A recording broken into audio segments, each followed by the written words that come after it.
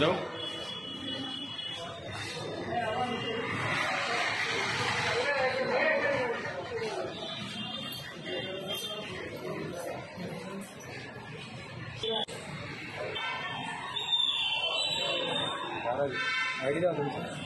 फवारणीसाठी गेला होता.